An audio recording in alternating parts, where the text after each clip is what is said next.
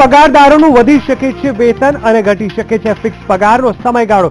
રાજ્ય સરકાર કરી શકે છે નિર્ણય. રાજ્યમાં નથી કૃત્રિમ વરસાદની આવશ્યકતા. કૃત્રિમ વરસાદની સંભાવનાને લઈને મળેલી ભૂપેન્દ્રસિંહ ચુડાસમાની અધ્યક્ષતાવાળી બેઠકમાં નિર્ણય. મહેસાણામાં નીકળનારી પાટીદાર સ્વાભિમાન યાત્રાનો ફિયાસ્કો. યાત્રામાં મોટાભાગના પાસ કાર્યકરોની અટકાયત. સુરતના માંડવીમાં યાર્ડના દોરા બનાવતી કંપનીમાં ભીષણ આગ. 11 કલાકથી વધુની જહેમત બાદ મેળવાયો કાબુ. કરોડોનું નુકસાન. જૂનાગઢ ટ્રિપલ મર્ડર કેસમાં ધરપકડનો દોર. 3 આરોપી ઝડપાયા. અને સાઉથ એશિયન ગેમ્સમાં પાલનપુરની 8 દીકરીઓ જશે પાકિસ્તાન. ફૂટબોલમાં કરશે ભારતનું પ્રતિનિધિત્વ.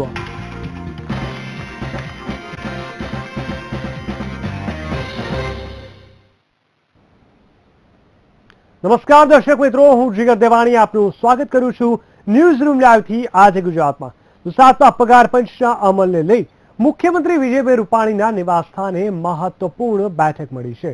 આ બેઠકમાં નાયબ મુખ્યમંત્રી નીતિન પટેલ પણ હાજર રહ્યા છે. તો આ બેઠકમાં સાતમા પગાર પંચ સહિત સરકારી કર્મચારીઓની ભરતીની પ્રક્રિયા મામલે પણ સમીક્ષા કરવામાં આવી છે. સૂત્રો તરફથી મળતી માહિતી મુજબ આ બેઠક ફિક્સ પગારનો સમયગાળો ઘટાડવા અંગે તેને વેતનમાં વધારો કરવા અંગે પણ ચર્ચા કરવામાં આવી છે.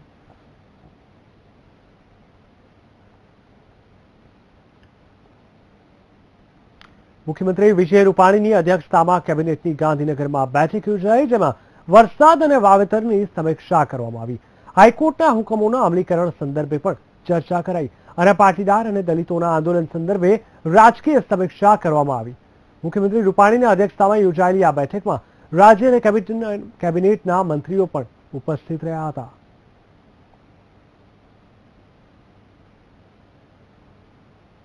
મહેસૂલ મંત્રી ભૂપેન્દ્રસિંહ ચુડાસમાની અધ્યક્ષસ્થાને બેઠક મળી. કૃત્રિમ વરસાદની સંભાવનાને લઈને આ બેઠક મળી છે. બેઠકમાં હવામાન ખાતાના અધિકારીઓ પણ હાજર રહ્યા. હવામાન ખાતાના જયંત સરકાર બેઠકમાં હાજર રહ્યા અને કૃત્રિમ વરસાદ અંગે સમીક્ષા કરવામાં આવી હતી.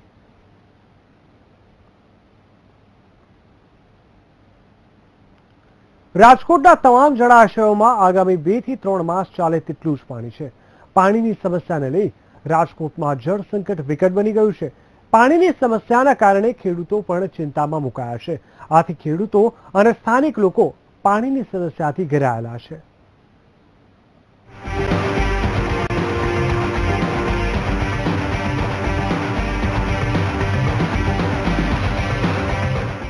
આજી ડેમમાં પાણીની આવક ઓછી.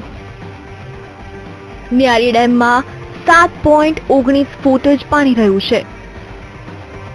ભાદર ડેમની ઊંડાઈ 34 ફૂટ છે. તેમાં પાણી 9.30 ફૂટ જ છે. રાજકોટના ડેમની સ્થિતિમાં આજી ડેમ 29 ફૂટ ઊંડા છે, જેમાં આ વખતે પાણીની આવક ખૂબ જ ઓછી થતી જાય છે. જ્યારે નારી ડેમની ઊંડાઈ 21.27 છે અને તેમાં પાણી 7.19 ફૂટ જ છે. અને ભાદર ડેમની ઊંડાઈ 34 ફૂટ છે અને તેમાં 9.30 ફૂટ જેટલો જ ડેમ ભરેલો છે. હાલની તારીખમાં પણ લગભગ 260 ml પાણી રોજ નર્મદાનું આપણને મળે છે. આપણી રિક્વાયરમેન્ટ પણ એટલી છે, પણ અત્યારે આપણે ભાદરમાંથી લગભગ 10 ml જેવું પાણી ઉપાડીએ છીએ. પણ આવનાર દિવસોમાં આપણે નર્મદાનું પાણી પૂરેપૂરું મળે અને નર્મદામાંથી પાણી આપણે રાજકોટની જનતાને વિતરણ કરીએ, એ રીતનું આખું આયોજન ચાલે છે. છેલ્લા 2 વર્ષથી રાજકોટ સહિત સમગ્ર સૌરાષ્ટ્રમાં વરસાદ પૂરતા પ્રમાણમાં નહીં મળે તો ભારે જળ સંકટ સર્જાય તેવી શક્યતા છે. રાજકોટ શહેરને હાલ સંપૂર્ણપણે નર્મદા દ્વારા પાણી પૂરું પાડવામાં આવે છે. એટલે છેલ્લા 2 વર્ષથી આપણે નર્મદા ઉપર વધુ આધાર, પરંતુ આ વખતે તો એનાથી પણ પરિસ્થિતિ ખરાબ છે કે ડેમમાં સાવ પાણી નથી આવ્યું. પણ સાથે સાથે સરકારે પણ આપણને ખાતરી આપી છે કે નર્મદાનું પૂરતું પાણી આપણને મળશે. એના માટે જે કાંઈ મશીનરી લગાવવાની હોય એ મશીનરી લગાડી દીધી છે. હજી પણ આવનાર દિવસોમાં વધુ મશીનરી લગાવવાની થશે. તો રાજ્ય સરકારે અને આપણા માનનીય મુખ્યમંત્રી વિજયભાઈ રૂપાણી આપણને ખાતરી આપી છે કે જે કંઈ મશીનરી લગાડવાની થશે એ મશીનરી લગાડી અને રાજકોટને પાણી પર્યાપ્ત મળે એવા અમારા પ્રયત્ન રહેશે. હાલ તો રાજકોટની જનતા નર્મદાના નીર પર આધારિત છે અને જો આગામી સમયમાં નર્મદાની પાઇપલાઇનમાં કોઈ પણ ક્ષતિ થશે તો રાજકોટ પાણી વિહોણું થઈ જશે. આથી આ મામલે તંત્રએ ગંભીરતા દાખવીને પાણીની સમસ્યાનું નિરાકરણ લાવે તેવી લોકોની માંગ છે. તંત્ર કેમ હજુ કોઈ નિર્ણય નથી લેતું? તંત્ર આ મામલે ક્યારે જાગશે? લોકો પાણીની સમસ્યામાંથી ક્યારે બહાર આવશે? કેવલ દવે, વીટીવી ન્યૂઝ, રાજકોટ. આરોગ્ય વિભાગે રાજકોટની નામાંકિત હોટલો સામે લાલ આંખ કરી છે. આથી હોટેલ અને રેસ્ટોરન્ટના માલિકોમાં ફફડાટ વ્યાપી ગયો હતો. આરોગ્ય વિભાગે silver palace, lords banquet, imperial palace અને ફોર્ચ્યુન હોટેલમાંથી ખાદ્ય પદાર્થોના નમૂના લીધા છે. જેમાં પનીર, દાલ ફ્રાય, વેજીટેબલના નમૂના લઈ વડોદરા ખાતે લેબોરેટરીમાં મોકલવામાં આવ્યા છે. નમૂનાના રિપોર્ટ ફેલ જશે તો હોટેલ માલિકો સામે દંડનીય કાર્યવાહી કરવામાં આવશે. હવે જોવાનું એ છે કે આરોગ્ય વિભાગ લોકોના આરોગ્ય સાથે ચેડા કરતા નામાંકિત હોટેલના માલિકો સામે નક્કર પગલાં ભરે છે કે નહીં તે જોવાનું રહેશે. રાજકોટ મહાનગરપાલિકા દ્વારા ફૂડ સેફ્ટી એન્ડ સ્ટાન્ડર્ડ કે છેલ્લા 2 દિવસમાં રાજકોટ શહેરની નામાંકિત હોટલમાં નમૂના આવે, જેમાં મુખ્યત્વે વાત કરીએ તો ફન છે, ધ ગ્રાન્ડ રીજન્સી છે, લોર્ડ્સ બેન્ક્વેટ છે, ઇમ્પિરિયલ પેલેસ છે, સિલ્વર પેલેસ છે અને બીજું આજે પ્લેટિનમ છે કે જ્યાંથી અમે ફૂડના નમૂના લીધા છે. જેનું મુખ્યત્વે રોલ છે એ પરીક્ષણ અર્થે છે, જે બરોડા અર્થે મોકલેલ છે અને એનો રિપોર્ટ આવે અમે યોગ્ય કાર્યવાહી કરીશું. સુરતના માંડવી ખાતે લાગેલી આગ પર 10 કલાકની ભારે જહેમત બાદ કાબુ મેળવી શકાયો છે.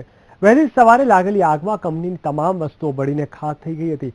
જોકે સદનસીબે આગમાં કોઈ જાનહાનિ થઈ ન હતી. ફાયર બ્રિગેડની ભારે જહેમત બાદ આગ પર કાબુ મેળવી શકાયો હતો. કંપનીમાં લાગેલી વિકરાળ આગને કારણે કંપનીને કરોડોનું નુકસાન થયું છે.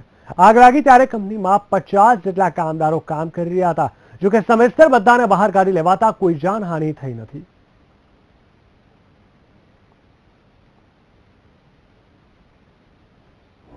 માંડવી તાલુકાના તળકેશ્વર આઉટપોસ્ટના હરિયાલ ગામે સનિક ઇન્ડસ્ટ્રી આવેલી છે. આજ વહેલી સવારે કોઈ પણ કારણસર અગમ્ય કારણોસર આગ લાગેલી છે. ઇન્ડસ્ટ્રીમાં વધારે પડતું યાન અને કેમિકલ હોવાથી આગ હજુ કંટ્રોલ નથી આવી. 10 જેટલા ફાયર ફાઇટરો હાલ કાર્ય કરી રહ્યા છે અને કોઈ જાનહાનિ નથી અને અન્ય કોઈ અજાણ્યા ઈસમો આમાં ઘૂસે નહીં. અજાણતા અને અન્ય કોઈ અકસ્માત બને નહીં તેની તકેદારીના ભાગરૂપે પોલીસ બંદોબસ્ત સ્તર પર જાળવી રહી છે.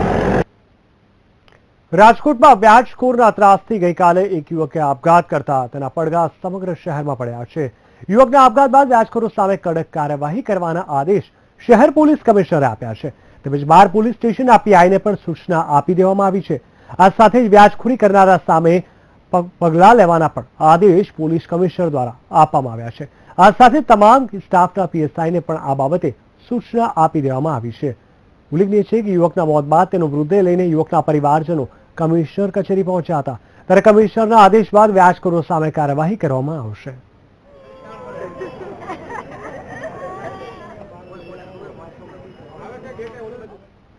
જૂનાગઢમાં થયેલા ટ્રિપલ મર્ડર કેસમાં પોલીસે 2 આરોપીની ધરપકડ કરી છે. રિક્ષાવાળા બાબતે એક વ્યક્તિની હત્યા કરાયા બાદ તેનો બદલો લેવા અન્ય 3ની હત્યા કરવામાં આવી હતી. ટ્રિપલ મર્ડરના બનાવને પગલે પોલીસ તંત્રમાં દોડધામ મચી ગઈ હતી અને પોલીસે ગણતરીના કલાકોમાં જ 2 આરોપીને ઝડપી લઈ ગુનાનો ભેદ ઉકેલી નાખ્યો હતો.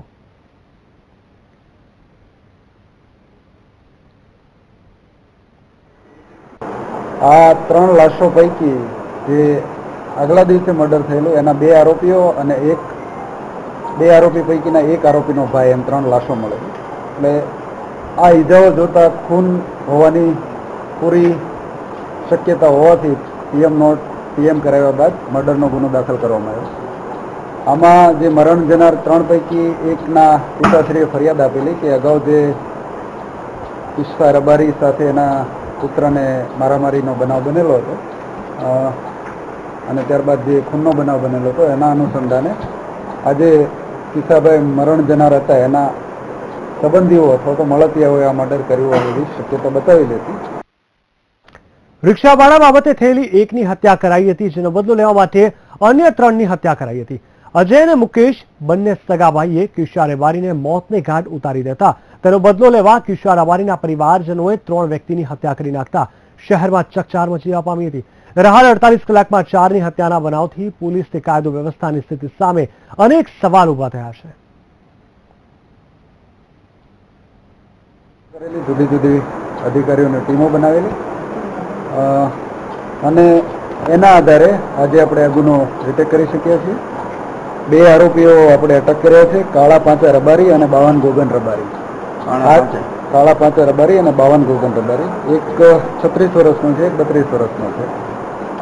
આ બંને આરોપીઓ જે મરણ જનાર ઈસાભાઈ છે એના દૂરના કઝિન થાય છે બધા, એટલે ભત્રીજા ભાઈઓ છે.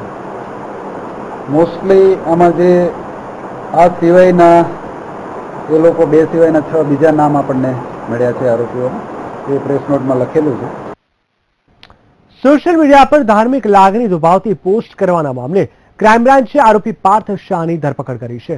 આ કેસમાં અગાઉ પોલીસે 3 આરોપીની ધરપકડ કરી હતી. સોશિયલ મીડિયા પર ધાર્મિક લાગણી દુભાવતી પોસ્ટ કરવાના મામલે ક્રાઇમ બ્રાન્ચમાં ફરિયાદ નોંધાઈ હતી.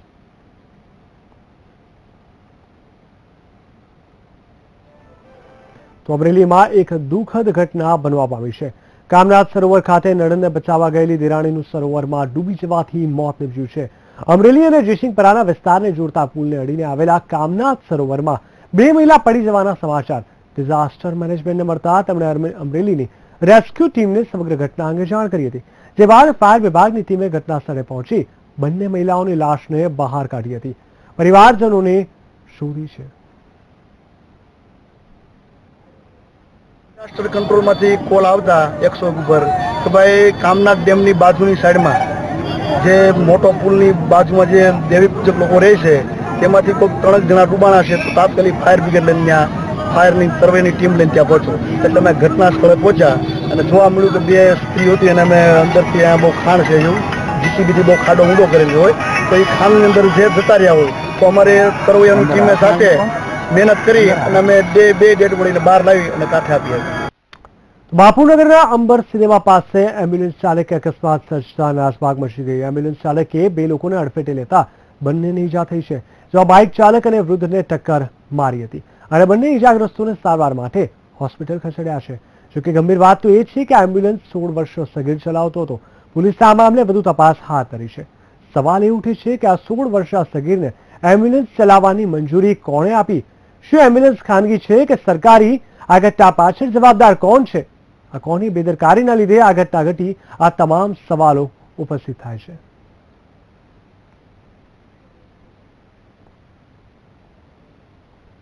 વડોદરામાં આવેલા બાળ ગોકુલમાંથી 3 બાળકો નાસી છૂટ્યાની ઘટના સામે આવી છે. પ્રાથમિક તપાસમાં જાણવા મળ્યું છે કે શનિવારે બપોર બાદ 3 બાળકો નાસી છૂટ્યા હતા.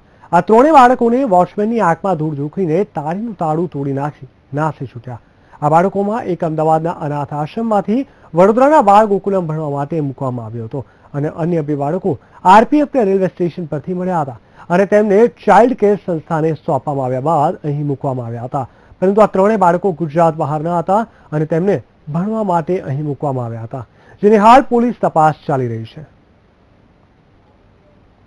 સિક્યુરિટી હોય છે, પણ સિક્યુરિટી તે દિવસે હતો નહીં. બેંકના કામ માટે થોડા ટાઈમ 15-20 મિનિટ માટે ગયો હતો.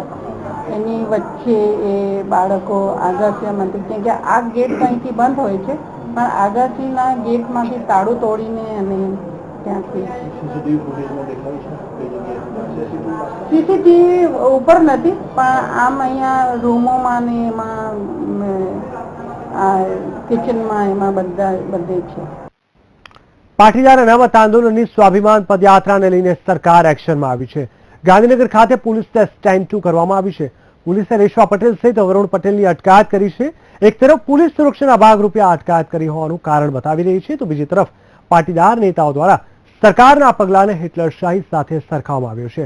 રેશવા પટેલે પોલીસ વાનમાં બેસવાનો ઇનકાર કરતા મહિલા પોલીસે ટીંગાટોળી કરી તેને વાનમાં બેસાડી દીધી. તો રેશવા પટેલ અને વરુણ પટેલે પોતાની અટકાયત બાદ સરકારના આ વલણને હિટલરશાહી ગણાવ્યું હતું. પાટીદારોને ખોટી રીતે આ ધરપકડ કરવાની જે એમની રીત છે એ ચાલુ કરી દે અને મને મારા સમાજ ઉપર સંપૂર્ણ વિશ્વાસ છે કે મારો સમાજ આને યોગ્ય પ્રત્યુત્તર આપશે અને સરકારને કે હવે આવી જાવ મેદાનમાં, અમે છીએ ખુલ્લી છાતીએ લડવાનાથી.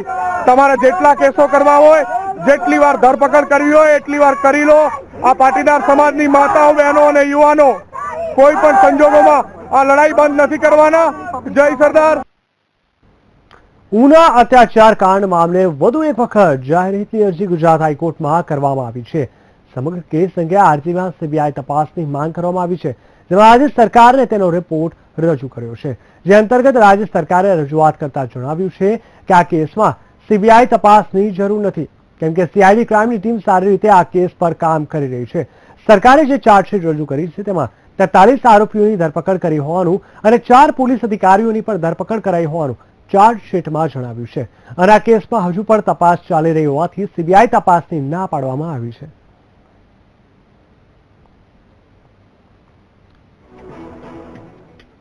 આપના સંયોજક અને દિલ્હીના મુખ્યમંત્રી અરવિંદ કેજરીવાલને સુરતમાં રેલી આયોજન કરવા માટે મંજૂરી ન મળતા હાઈકોર્ટમાં અરજી કરવામાં આવી છે. હાઈકોર્ટમાં રજૂઆત કરવામાં આવી છે કે રાજકીય દ્વેષ રાખીને રેલીને મંજૂરી આપવામાં આવી નથી, જેથી અરજદારની રજૂઆતના પગલે હાઈકોર્ટે ગૃહ વિભાગના સેક્રેટરી, સુરત કલેક્ટર અને સુરત પોલીસ કમિશનરને નોટિસ ફટકારી વધુ સુનાવણી 27 સપ્ટેમ્બરના રોજ મુકરર કરી છે. આમ આદમી પાર્ટીની બે મુખ્ય રજૂઆતો હતી. એક તો અન્ય રાજકીય પક્ષોની સરખામણીમાં અમારી સાથે એક પક્ષાપક્ષી થાય છે, એક ડિસ્ક્રિમિનેશન થાય છે, અમારી સાથે જુદી રીતે વર્તવામાં આવે છે. અને બીજી કે જો અન્ય રાજકીય પક્ષો મિટિંગ કરી શકતા હોય સુરત શહેરમાં તો અમે કેમ નહીં. આ બંને રજૂઆતોને ધ્યાનમાં રાખી નામદાર કોર્ટે હવે પછી મેટર 27 સપ્ટેમ્બરે રાખી છે. વડોદરાની MS યુનિવર્સિટીની ફાઇન આર્ટ્સ ફેકલ્ટીમાં અભ્યાસ કરતા સંખ્યાબંધ વિદ્યાર્થીઓ રોગચાળાના ભરડામાં સપડાયા છે. મહત્વનું છે કે ફાઇન આર્ટ્સ ફેકલ્ટી વિશ્વામિત્રી નદીને કાંઠે આવેલી હોવાથી ત્યાં પાણી ભરાઈ રહ્યા છે, જેને પરિણામે મચ્છરોનું પ્રમાણ પણ અહીં વધારે છે. તેથી ડેન્ગ્યુ, મેલેરિયા, વાયરલ ફીવર જેવા રોગો પ્રમાણમાં વધતા છેલ્લા 15 દિવસમાં 50 થી વધુ વિદ્યાર્થીઓ બીમાર પડ્યા છે. જોકે બીમારીનો ભરડો વધુ ન ઉચકાય તે માટે સત્તાધીશો દ્વારા વિદ્યાર્થીઓને જરૂરી સૂચન આપવામાં આવ્યું છે, જે અંતર્ગત કોલેજમાં સાફ સફાઈથી લઈ શરીર ઢંકાય તેવા કપડાં પહેરીને વિદ્યાર્થીઓને કોલેજમાં આવવાની સૂચના પાઠવવામાં આવી છે. વાયરલ છે, ડેન્ગ્યુના કેસ એટલા બધા નથી, 15 થી 20 કેસ છે અને એ મોટાભાગના હોસ્ટેલમાં રહેનારા છે. અને કાર્યવાહીમાં તો સાફ સફાઈ ઉપરાંત દરેક વિદ્યાર્થીને ઇન્સ્ટ્રક્શન આપવામાં આવી છે અને આ મ્યુનિસિપાલિટીમાંથી આવીને ફોગિંગ દવા છાંટવાનું કામ ચાલી રહ્યું છે. હા, ઇન્સ્ટ્રક્શન કઈ આપવામાં આવી? એટલે કપડાં વ્યવસ્થિત આખા પહેરે જેથી મચ્છર ના કરડે, સફાઈનું ખાસ ધ્યાન રાખે વિદ્યાર્થી પોતે. એટલે આમાં એકાદ વ્યક્તિનું કામ નથી, દરેક વ્યક્તિ સફાઈનું ધ્યાન રાખે તો આગળ જતા એ ઓછા છે. રાજ્યમાં હાલ ડેન્ગ્યુએ કહેર વર્તાવ્યો છે. દરરોજ મોટી સંખ્યામાં દર્દીઓ મચ્છરજન્ય રોગના ભરડામાં સપડાઈ રહ્યા છે. આ રોગ પર અંકુશ મેળવવા માટે કોર્પોરેશન પણ ઘણા પગલાં લઈ રહ્યું છે. તકેદારીના ભાગરૂપે દરેક જગ્યાએ ચેકિંગ હાથ ધરીને નોટિસો પણ ફટકારવામાં આવી રહી છે. ત્યારે આ રોગ સામે આયુર્વેદિક ઉકાળો વેચવાનું પણ કોર્પોરેશને શરૂ કર્યું છે. અમદાવાદના ઉસ્માનપુરા વિસ્તારમાં લોકોને ઉકાળાનું વિતરણ કરાયું. આ ઉકાળાને લીધે શરીરમાં લોહીની માત્રા અને રોગ પ્રતિકારક શક્તિ વધી છે.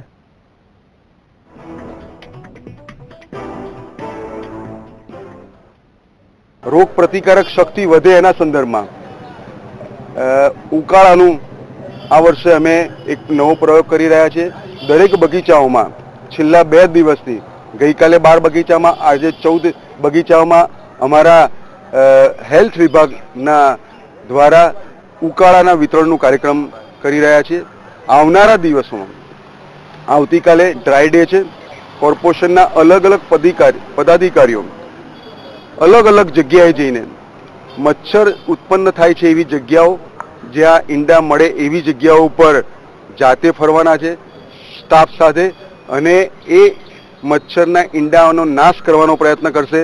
જે સાઈડ ઉપર વધુ જોવા મળશે ત્યાં નોટિસ આપશે. સર્વે કોંગ્રેસનો અને એ સર્વેમાં સરકાર ભાજપની સાંભળીને નવાઈ લાગી હશે, પણ વાત સાચી છે. આ વાત છે કોંગ્રેસના આંતરિક સર્વેની, જેમાં જો ચૂંટણી થાય તો સરકાર ભાજપની બને તેમ છે. 2017ની વિધાનસભાની ચૂંટણી કોઈ હાઈ વોલ્ટેજ ડ્રામાથી કમ નહીં હોય. ભાજપ અને કોંગ્રેસ માટે આ ચૂંટણી જીતવી કેટલી અગત્યની છે તે કહેવાની જરૂર નથી, પરંતુ વાત કરવાની છે એક સર્વેની કે જેના પરિણામ ચોંકાવનારા છે. આ સર્વે કોંગ્રેસ દ્વારા જ કરવામાં આવ્યો છે અને આ સર્વેનો રિપોર્ટ રાહુલ ગાંધી સુધી પહોંચ્યો છે. જો કોંગ્રેસના જ આંતરિક સર્વેની વાત માનીએ તો 2017ની વિધાનસભા ચૂંટણીમાં ભાજપને 97 અને કોંગ્રેસને 85 બેઠક મળી શકે તેમ છે. આ સર્વે વૈજ્ઞાનિક પદ્ધતિ મુજબ જ કરાયો છે. આ સર્વેના બીજા તારણો પણ રસપ્રદ છે. આ સર્વે મુજબ ભાજપ માટે 52 બેઠક તો એવી છે કે જેમાં તેની જીત નિશ્ચિત છે અને તે મોટાભાગની બેઠક શહેરી વિસ્તારની છે, જ્યારે બીજી 45 બેઠક પર ભાજપની જીતની શક્યતા નકારી શકાય એવી નથી. તો સામે પક્ષે કોંગ્રેસ માટે જીત નિશ્ચિત હોય તેવી બેઠકની સંખ્યા છે માત્ર 8. સ્વાભાવિક છે કે ભાજપનું બૂથ લેવલ મેનેજમેન્ટ કોંગ્રેસ કરતા અનેક ગણું ચઢિયાતું છે અને કોંગ્રેસ હંમેશા તેમાં માર ખાય છે. હવે તો કોંગ્રેસનો જ સર્વે છે જેમાં ભાજપની સરકાર બની રહી છે. કદાચ એવું પહેલીવાર બન્યું હશે કે વિરોધી દ્વારા સર્વે થયો હોય અને એ સર્વેમાં વિરોધીની જ સરકાર બનતી હોય. Bureau report, VTV news. Congress પક્ષ દ્વારા ગુજરાતની વર્તમાન પરિસ્થિતિને લઈને એક સર્વે રિપોર્ટ બહાર પાડવામાં આવ્યો છે, જેમાં વર્ષ 2017માં યોજાનારી ચૂંટણીમાં કોંગ્રેસમાં 85 સીટો ગુજરાતમાં મેળવશે તેવો ઉલ્લેખ કરવામાં આવ્યો છે. જોકે એક વર્ષ પહેલા જ બહાર પાડેલા રિપોર્ટને ભાજપે વખોડ્યું છે અને કોંગ્રેસ પર આકરા પ્રહારો કર્યા છે. ભારતીય જનતા પાર્ટી ક્યારે સર્વે નથી કરાવતી અને એમણે કોંગ્રેસે જ સર્વે કરાયો છે. એમાં કોંગ્રેસને સીટો મળી છે, એ બહુ વધારે સીટો છે. મને લાગે છે કે આ સર્વે હજી વહેલું છે. ભારતીય જનતા પાર્ટી રાષ્ટ્રીય અધ્યક્ષ અમિતભાઈ શાહ અને વિજયભાઈ રૂપાણીએ 151 સીટનો ટાર્ગેટ બનીને ગુજરાત ભાજપના યુનિટને કામ કરવાનું કહ્યું છે અને ભારતીય જનતા પાર્ટી પોતાના બૂથને વધુ મજબૂત બનાવવા માટે અને દરેક જિલ્લા એકમને મજબૂત બનાવવા માટે અત્યારે એક 7 લોકોની કમિટી તે પ્રવાસ પણ કરી રહી છે. દાહોદ જિલ્લાના દેવગઢ બારિયા તાલુકાના મોતીસરી પ્રાથમિક શાળામાં તમામ શિક્ષકોની માંગ સાથે ગ્રામજનોએ ધરણા યોજ્યા હતા. ગ્રામજનોએ કરેલા ધરણાને પગલે એસડીએમ જે.કે. જાદવ દોડી આવ્યા હતા. જાદવે ગ્રામજનોને લેખિતમાં બાંહેધરી આપતા મામલો થાળે પડ્યો હતો. જોકે શાળાનું કાર્ય બંધ રહ્યું હતું. ઉલ્લેખનીય છે કે ટૂંક સમય પહેલા શાળાના આચાર્યની ખોટી રીતે બદલી કરી દેવાઈ હતી, ત્યારે ગ્રામજનોએ શાળાના તમામ શિક્ષકોની બદલીની માંગ કરી હતી. ગ્રામજનોએ અગાઉ શાળાને તાળાબંધી પણ કરી હતી. અમે પુનઃ તાળાબંધી શાળામાં કરેલ છે. એમાં પ્રાંત સાહેબે અમને લેખિતમાં આ વખતે ખાતરી આપેલ છે કે દોષી 7 શિક્ષકો છે એમની બદલી અને જે નિષ્ઠાવાન આચાર્ય હરેશભાઈની પુનઃ બદલી મોટીજરી ખાતે કરવાની અમને લેખિત ખાતરી આપેલ છે. ગુજરાતના 1400 કિલોમીટરના લાંબા દરિયા કિનારાની સુરક્ષાને લઈને અનેક સવાલ ઉભા થયા છે. મરીન પોલીસે અપાયેલી બોટ પેટ્રોલિંગ કરવાને બદલે જેટી પર લાંગરેલી હાલતમાં જોવા મળી રહી છે. બોટનું મેન્ટેનન્સ થયું નથી અને ઇંધણનો ખર્ચ પણ મળ્યો ન હોવાનું સૂત્રો જણાવી રહ્યા છે. ત્યારે દરિયાઈ સુરક્ષાના નામે મીંડું હોય તેવું લાગી રહ્યું છે. બંને પોલીસનો ટોટલી જે છે 4 ને 2 બોટ આપવામાં આવી છે અને નવા બંદરમાં હાલે પેટ્રોલિંગ ચાલુ થઈ ગયું છે અને મરીન જે છે સોમનાથ મંદિરમાં આવતીકાલે જે બોટ પેટ્રોલિંગ ચાલુ થશે. એમાં રૂટ જે છે ખાસ કરીને મૂળ દ્વારકાથી શેરતબારા અને બીજો રૂટ જે છે મૂળ દ્વારકાથી સૈયદ રાજપુરા, આ રીતે ત્યાં લોકલ પોલીસ મારફતે પણ કરવામાં આવે છે અને કોસ્ટગાર્ડ સાથે પણ પેટ્રોલિંગ કરવામાં આવે છે. રિયો ઓલિમ્પિકમાં સાક્ષી મલિક અને પીવી સિંધુએ ભારતનું ગૌરવ વધાર્યું છે, ત્યારે બનાસકાંઠાના પાલનપુરની દીકરીઓ પણ દેશનું ગૌરવ વધારશે. પાકિસ્તાનમાં યોજાનાર સાઉથ એશિયન ગેમ્સમાં ભારતીય ફૂટબોલની ટીમ ભાગ લેશે, જેમાં પાલનપુરની દીકરીઓ ભારતનું પ્રતિનિધિત્વ કરશે. એશિયન ગેમ્સમાં 6 દેશોની ટીમ ભાગ લેશે, જેમાં ભારતની ફૂટબોલ ટીમ પણ ટક્કર આપશે. અગાઉ યોજાયેલી ચેમ્પિયનશિપમાં પાલનપુરની આ ટીમે મહારાષ્ટ્રની ટીમને 14-0થી હરાવ્યા હતા અને હવે પાકિસ્તાનની ધરતી પર જઈને વિરોધી ટીમને ધોબી પછાડ આપશે. આ ટીમ છેલ્લા 1 વર્ષથી પ્રેક્ટિસ કરી રહી છે અને જીત મેળવવા માટે આશાવાદ વ્યક્ત કર્યો હતો.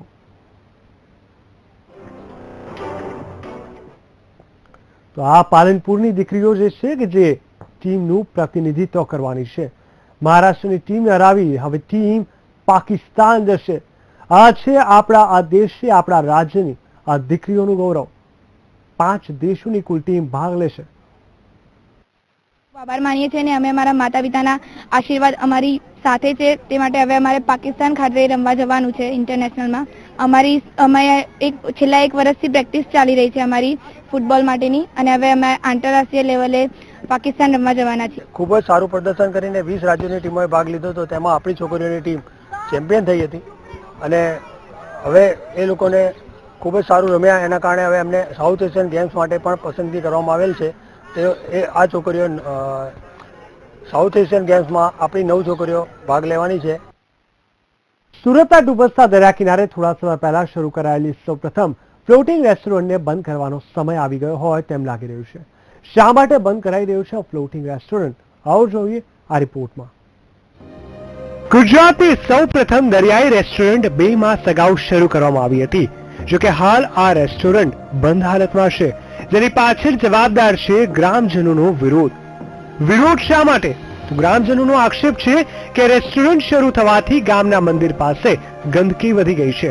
ગ્રામજનો તો ત્યાં સુધી કહે છે કે રેસ્ટોરન્ટને બનાવવા મંજૂરી પણ નહોતી અપાઈ. હોટલ વગેરેનું કન્સ્ટ્રક્શન કરવામાં આવ્યું, તેની પ્રિમાઇસની તે લોકો પરમિશન ગામ માણસોએ નથી આપી, કઈ સરપંચ સરપંચ સાહેબની રજૂઆત છે. પણ એને એવું કહેવામાં આવ્યું કે ભાઈ કન્સ્ટ્રક્શન કર્યા પછી આ બોટને શિફ્ટિંગ કરી જવાની બીજી જગ્યાએ. અને આ છે ને મંદિરનું સ્થાન છે, પવિત્ર સ્થાન છે, જેની અંદર લોકો પૂજા કરવા આવે, પ્રાર્થના કરવા આવે. સામે પક્ષે ફ્લોટિંગ રેસ્ટોરન્ટના સંચાલકો એવું કહે છે કે આ વિરોધ પાછળ ગ્રામજનોનો આંતરકલહ જવાબદાર છે અને તેમની પાસે એનઓસી અને ગ્રામ પંચાયતના ઠરાવ પણ છે. વિસર્જન આવતું હતું અને વિસર્જનમાં ગામવાળાનું કેવું એવું હતું કે અમને નડશે વિસર્જન વખતે, એટલે એની વજહથી અમે બંધ કરેલી. અને વિસર્જન આવ્યું અને શિપ તો નડી નહોતી, અમે હટાવી નહીં શકેલા શિપ કેમ કે પાણી નહોતું મળ્યું. પણ અમે જોયું તો વિસર્જનમાં કોઈ નડતર રૂપ નહોતી શિપ. અને હવે વિસર્જન પત્યું છે તો હજી બી ઇસ્યુઝ છે. મને એવું છે કે એમ અન્ડરસ્ટેન્ડિંગ છે કે અમને ખબર છે કે કોઈ ઇન્ટરનલ ઇસ્યુઝના વજહથી બધા અમારી અગેન્સ્ટ જાય છે, પણ અમને બી શાંતિ રાખવી છે, શાંતિ બનાવી રાખવી છે, કાંઈ અપોઝ અગેન્સ્ટ નથી જવું, એટલે અમે હજી બી શિપ બંધ રાખી છે. ગુજરાતની પહેલી દરિયાઈ રેસ્ટોરન્ટ શરૂ તો થઈ હતી સુરતીઓ માટે, પણ સ્થાનિક ગ્રામજનોના વિરોધને પગલે હાલ તેને બંધ કરવાનો વારો આવ્યો છે. ત્યારે પાણીમાં શરૂ થનારી ફ્લોટિંગ રેસ્ટોરન્ટ ખુદ પાણીમાં બેસે છે કે પછી ફરી શરૂ થાય છે તે જોવું રહ્યું. Narendra Rathod, VTV news, Surat. કાશ્મીરના ઉરીમાં શહીદ થયેલા જવાનો પ્રત્યે દેશભરમાંથી સહાનુભૂતિનું મોજું ફરી વળ્યું છે. ત્યારે જૂનાગઢ મહાનગરપાલિકાના શાસક પક્ષના 44 કોર્પોરેટરોએ તેમનો 1 માસનો પગાર શહીદ જવાનોના પરિવારજનોને અર્પણ કર્યો છે. કોર્પોરેટરોએ શહીદ જવાનોને શ્રદ્ધાંજલિ પાઠવી રકમ અર્પણ કરી હતી. આતંકવાદી હુમલો કર્યો અને 18 જવાનો શહીદ થયા છે. આપણા વડાપ્રધાન આદરણીય નરેન્દ્રભાઈ મોદી એ જે રીતે લોકોને આહવાન કરેલ છે કે દેશના સૈનિકો માટે 1-1 રૂપિયો આપો, તો આ સૈનિકો માટે જે કાર્ય કરવું છે એ ડબલ જોસ્તી થશે. એના ભાગ સ્વરૂપે અમે ભારતીય જનતા પાર્ટી શાસક પક્ષના જૂનાગઢ મ્યુનિસિપલના કોર્પોરેશનના કોર્પોરેટરો 44 કોર્પોરેટરોએ 1-1 મહિનાનો પગાર આજે આ ફંડમાં આપેલ છે. તો હવે નજર કરીએ ફાસ્ટ ન્યૂઝ પર. કાશ્મીરમાં થયેલા આતંકી હુમલાને લઈને અમદાવાદના જીએલએસ કેમ્પસમાં એનએસયુઆઈના કાર્યકર્તાઓએ દેખાવો યોજી વિરોધ પ્રદર્શિત કર્યો હતો અને પાકિસ્તાનનો ઝંડો સળગાવી નારા લગાવ્યા હતા. આ સાથે જ કાર્યકર્તાઓએ વીર શહીદોને 2 મિનિટ મૌન પાડીને શ્રદ્ધાંજલિ અર્પણ કરી હતી. અમદાવાદના દાણી લીમડા ખાતે મોટી સંખ્યામાં મુસ્લિમ બિરાદરોએ પાકિસ્તાન વિરુદ્ધ વિરોધ પ્રદર્શન કર્યું હતું અને પાકિસ્તાન હાય હાયના નારા લગાવ્યા હતા. પાકિસ્તાનના પીએમ નવાઝ શરીફના પુત્રાને જૂતાનો હાર પહેરાવી ગંદરવ પર બેસાડીને જુલુસ કાઢવામાં આવ્યું હતું. સુરેન્દ્રનગરમાં વેપારી મહામંડળ દ્વારા હુમલાના શહીદોને અનોખી રીતે શ્રદ્ધાંજલિ આપવામાં આવી હતી, જેમાં શહેરના બજાર વિસ્તારમાં વેપારીઓએ મીણબત્તી સળગાવી શહીદોને શ્રદ્ધાંજલિ અર્પી હતી. તેમજ આતંકવાદ સામે સરકાર દ્વારા કડક કાર્યવાહી કરવાની માંગ કરી હતી. પાટીદાર અનામત આંદોલનની સ્વાભિમાન પદયાત્રાને લઈ સરકાર એક્શનમાં આવી ગઈ છે. ગાંધીનગર ખાતે પોલીસને સેન્ટ્રુ કરવામાં આવી છે. પોલીસે રેશમા પટેલ સહિત વરુણ પટેલની અટકાયત કરી છે.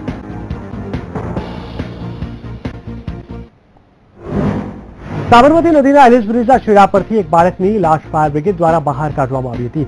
પોલીસે લાશ પીએમ માટે વીએસ હોસ્પિટલ મોકલી અપાઈ હતી. આ બાળક વટવાનો રહેવાસી છે. બાળક નદીમાં કંઈક વીણવા જતા પગ લપસી જતા તે નદીમાં ડૂબી ગયો હોવાનું બહાર આવ્યું છે. પોલીસ બાળકના માતા પિતાને શોધવાની કવાયત હાથ ધરી છે. રાજકોટ શહેરમાં વધતી ગુનાખોરી અટકાવવા માટે જાહેર માર્ગો પર સીસીટીવી કેમેરા મૂકવાનો નિર્ણય લેવામાં આવ્યો છે. પીપીપી પ્રોજેક્ટ હેઠળ શહેરના અલગ અલગ વિસ્તારોમાં કુલ 30 કરોડના ખર્ચે 400થી વધુ સીસીટીવી કેમેરા મૂકવામાં આવશે, જેમાં રાજ્ય સરકાર 10 કરોડની ફાળવણી અને રાજકોટના 38 કોર્પોરેટરો પોતાની ગ્રાન્ટમાંથી 1.28 લાખ આપવાનો નિર્ણય લેવાયો છે. તારંગા જૈનદરમાં આસ્થાનું કેન્દ્ર હોવાથી સાથે સાથે રમણીય પર્યટન સ્થળ છે, જેના કારણે તારંગા હિલ સ્ટેશન પ્રવાસીઓ માટે આકર્ષણનું કેન્દ્ર બન્યું છે. જેથી લોકો દૂર દૂરથી આવતા હોય છે. બસ ચારો તરફથી રોશનીના કારણે જાણે પર્વતોની વચ્ચે કુદરતના ખોળામાં બેઠા હોય તેવો પ્રવાસીઓ અનુભવ કરી રહ્યા છે. ફાસ્ટ ન્યૂઝમાં બસ આટલું જ. વધુ સમાચાર માટે જોતા રહો BTV ન્યૂઝ ગુજરાતી. નમસ્કાર.